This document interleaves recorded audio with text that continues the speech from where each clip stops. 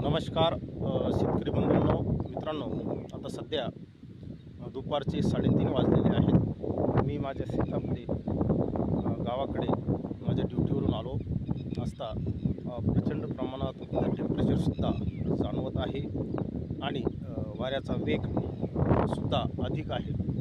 ही आपली कपाशीचं शेत तुम्हाला मी दाखवतो, तुम्हाला दिसत आहे मित्रांनो. या पाठीमागे जे कारणं आहेत ते आपण सातत्याने सांगितलेले आहे की पावसाळ्यामध्ये भर पावसाळ्यात सिंचनाची सोय करावी लागेल, सिंचन द्यावे लागेल. ती ही वेळ आहे. सध्या वेगवान वारे वाहत आहे मित्रांनो.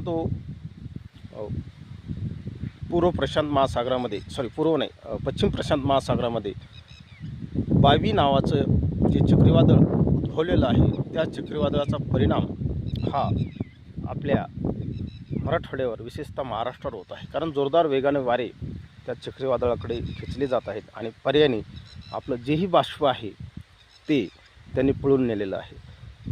एकतर पाऊस तर नाहीच, परत अशा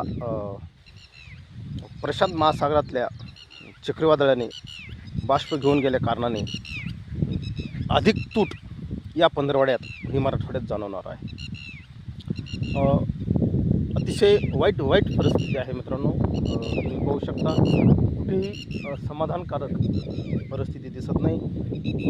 ही ड्रिपर कापूस लावलेला आहे. हा मित्रांनो मी 10 जूनला लागवड केली. अद्यापही हा समाधानकारक याची वाढ झालेली नाही. प्रचंड टेम्परेचर होतं. या सर्व गोष्टी याला कारणीभूत आहेत.